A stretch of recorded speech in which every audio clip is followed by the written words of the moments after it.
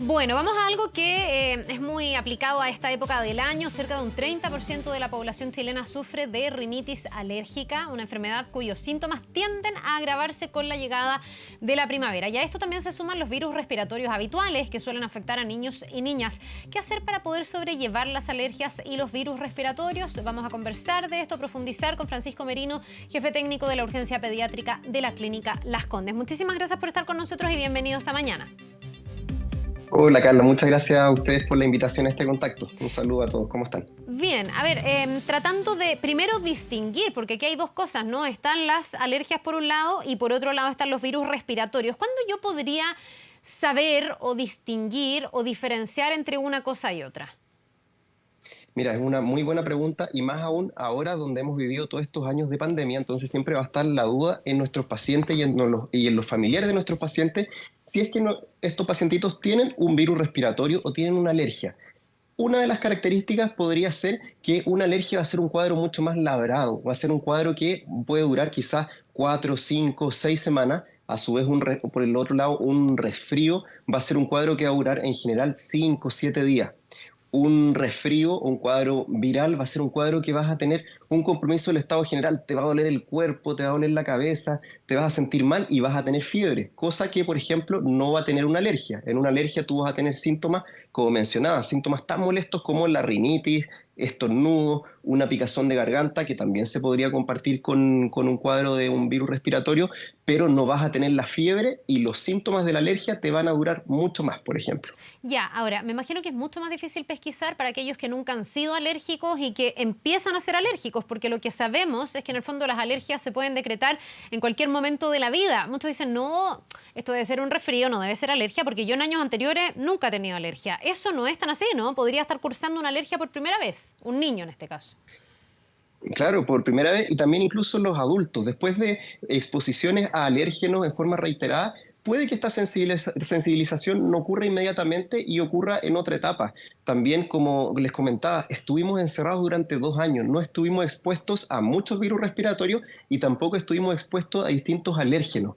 Por lo tanto, antes que empiece septiembre, ya es el momento cuando todos los pacientes alérgicos debieran empezar o debieran haber empezado a cuidarse y haber administrado sus antialérgicos. Siempre hay que tener un tiempo antes de la administración de estos antialérgicos y también hay que tener, ojo, pacientes que llevan mucho tiempo ocupando el mismo antialérgico pueden tener una cierta de tolerancia, por lo tanto el efecto no va a ser el más adecuado y ahí su médico lo que hace lo más probable siempre es cambiar este antialérgico. Las guagüitas pequeñas que no hablan todavía pueden tener alergia, porque si la tienen, ¿cómo uno distingue? Ahí no te pueden reportar, no te pueden decir, mira, es que sí siento dolor corporal o sí siento dolor de cabeza, entonces uno decir, ah, no es alergia, puede ser otro cuadro. Ahí como que solo uno ve los síntomas y muchas veces los síntomas son algo de catarro, el estornudo, el moquilleo, los ojos llorosos, pero podría como responder a cualquiera de los dos casos, alergias o virus respiratorio. Sí, y eso es el desafío, lo entretenido también de nuestra profesión, los que trabajamos en los servicios de urgencia y también los pediatras que trabajan en consulta, porque ahí es muy importante la comunicación que uno tiene con los padres y tú tienes que ir haciendo y tratando de sacar información tal cual como como tú lo decías. Por ejemplo, si es que este cuadro está acompañado de fiebre o no, si es que alguien más en la casa está con este cuadro respiratorio o con esta característica de más rinorrea, más secreción nasal, o si es que, por ejemplo, el fin de semana estuvieron de viaje en algún otro lado. Por lo tanto, la opinión, los comentarios y toda la historia clínica que te puede aportar la familia es fundamental. Y eso es lo difícil, pero también eso es lo entretenido, como te digo, de nuestra profesión. Para quedarnos en las alergias, ¿un niño que tiene padres alérgicos tiene más posibilidad de serlo o no tiene nada que ver? Sí, hay un componente hereditario importante, por lo tanto, un niño que tiene padres alérgicos, que tiene familiares alérgicos, que tiene un antecedente de atopía, va a tener una mayor probabilidad de tener alergias y también de desarrollar asma, por ejemplo. Ya, y por el contrario, niños que tienen papás que nunca han sido alérgicos tienen menos probabilidad o igual podrían desarrollar cuadros alérgicos. Tienen menos probabilidad, igual sí lo podrían desarrollar porque siempre nuestras características fenotípicas, lo que nosotros vemos va a ser nuestros genes que además van a estar influenciados por el ambiente. Y es ahí donde el ambiente también va a cobrar gran importancia. Por eso en los hijos también lavar, por ejemplo, los peluches, lavar la ropa de cama en forma constante, porque esta alergia se puede gatillar, desencadenar, ya sea por alérgenos en nuestro ambiente exterior, que sería en relación al polen, y también por alérgenos, por ejemplo, en los ácaros, que sería estos microorganismos que viven en la superficie de nuestras camas, en la superficie de los colchones o de los peluches también. Ya, pero ahí me imagino que es una alergia o sintomatología que se debe extender de manera más transversal en el año, ¿no? Porque en el fondo aquí, hoy día, lo que agrava todo esto para muchos es ser alérgico a los componentes propios de la primavera, cuando estamos en el florecimiento de muchos árboles, de muchas plantas, ¿no?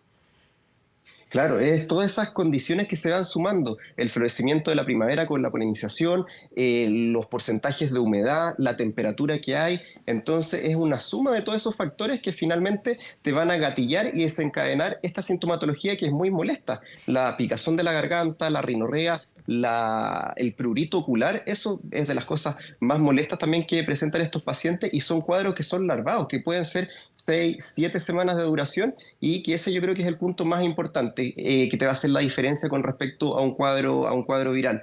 Pero nosotros en la urgencia estamos viendo, vengo turno de noche y la verdad es que han aumentado mucho las consultas pediátricas y también de mis colegas los adultos y se te mezclan los cuadros. Un niño que puede estar con un cuadro respiratorio también puede estar con un cuadro alérgico. Entonces ahí igual uno podría dejarle un antialérgico a pesar de que en un cuadro viral respiratorio esa no es la primera indicación. Pero en esta época lamentablemente se están mezclando los cuadros.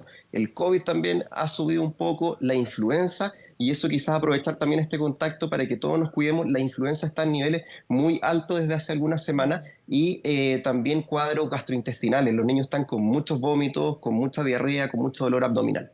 Sí, qué importante este último punto, porque yo lo pensaba mientras hablábamos de las alergias, que en el fondo aquí el riesgo mayor, más que lo odiosa que es la alergia, me imagino es que subvaloremos algún otro cuadro que sea más complejo, como una influenza, por ejemplo, que en el caso de los niños puede llegar a ser grave, pensando en que es una alergia. Entonces, como papás nos relajemos y digamos, no, los mocos, los estornudos tienen que ser parte de la alergia y en realidad el niño esté cursando otro tipo de problema, un virus respiratorio. ¿Cuándo o qué puede alertar a los papás para decir, esto no es una alergia, mejor voy a ir a la urgencia, mejor voy a consultar y no esperar a que esto se complique?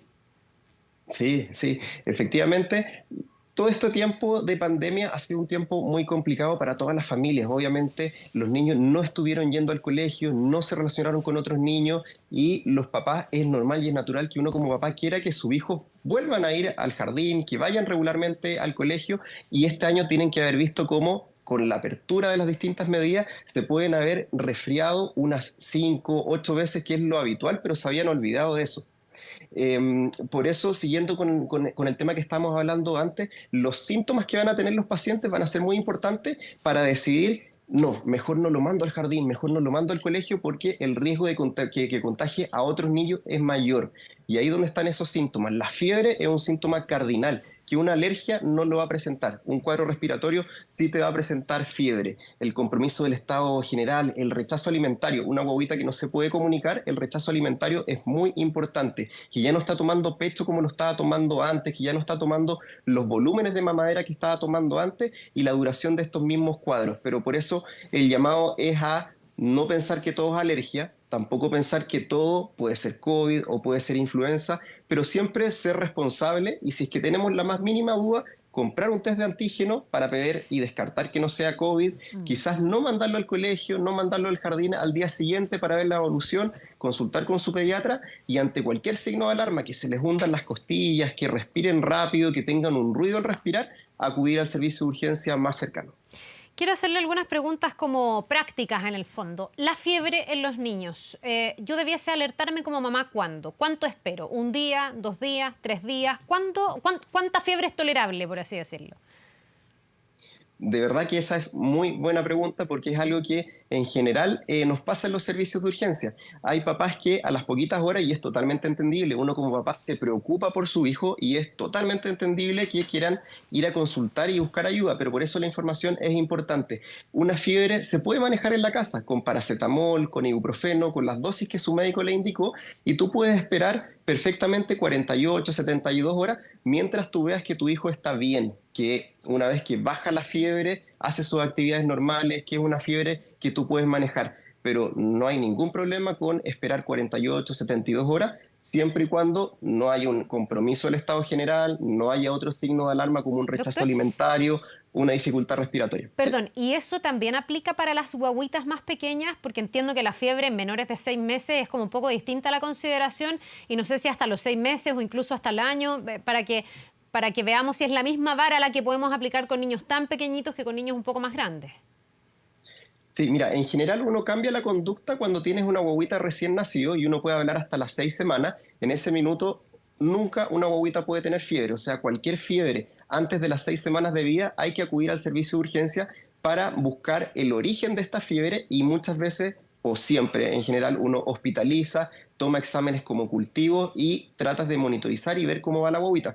Ahora, una etapa entre los 3 meses en adelante, en general, si la guaguita está bien, si ya tiene 6 meses, por ejemplo, también, si está alimentándose bien, porque eso es muy importante, tú puedes manejar en la casa, pero siempre y cuando no haya un rechazo alimentario que te impida poder salir de esta enfermedad. Por lo tanto, 6 meses, 5 meses, 4 meses, con un buen estado general, perfectamente se puede manejar en la casa, pero guaguitas muy pequeñas, como dices tú, siempre hay que evaluarlas, porque ahora todos tenemos derecho a estar resfriados, a tener un dolor de garganta, pero hay que también estar atentos y lo que tenemos que buscar es que esta guaguita pequeña no tenga, por ejemplo, una infección urinaria, que es algo que requiere un manejo antibiótico más o menos rápido. Ya, ese es uno de los síntomas que nos hacen ver claramente que no estaríamos frente a una alergia y que por lo tanto no hay que subvalorarlo. Hay otro síntoma, y usted decía recién, y me pasó en mi casa además, que hay muchos virus gastrointestinales que también están afectando a los niños. El vómito, por ejemplo, ¿hasta cuándo es tolerable o cuándo se puede tratar de algo más grave y se tiene que pedir ayuda? Sí, mira, Carla, de verdad, estos últimos días ha aumentado, pero es que significativamente. Anoche, toda la noche pacientes con vómitos, con dolor abdominal, con diarrea y algunos solamente con vómitos. ¿Cuánto puedes esperar? La verdad es que el vómito, si es que tú ya, tu hijo continúa vomitando, es bueno ir a un servicio de urgencia porque nosotros vamos a manejar ese síntoma y vamos a evitar que se deshidrate. Puede tener diarrea y tú vas a poder incorporar los líquidos para evitar esta deshidratación por vía oral, pero para poder reincorporar estos líquidos tienes que recuperar esta vía oral que por los vómitos no la tienes disponible. Por lo tanto, damos algún medicamento para poder frenar los vómitos. Una vez que tú frenas los vómitos, ya vas a poder rehidratar y vas a perder el riesgo de una probable deshidratación. Por eso, en el caso de vómitos que sean reiterativos, que no ceden en la casa, es un buen punto para acudir al servicio de urgencia. Y nunca automedicarse tampoco en la casa, porque puede estar escondiendo los síntomas con medicamentos que son muy buenos para los vómitos, pero que te pueden estar hablando de un problema un poco más grave. Ya, y estos síntomas alejan la idea de que no es solo la alergia, que podamos subvalorar una enfermedad que sea más importante, ya que se nos están mezclando los dos cuadros, tal como nos contaba usted, que está ahí además en la urgencia tomándole el pulso todos los días. Muchísimas gracias, Francisco Merino, jefe técnico de la urgencia pediátrica de la Clínica Las Condes. Que le vaya muy bien y que tenga un buen día. Muchas gracias a ustedes también y a cuidarse, que estén bien. Gracias.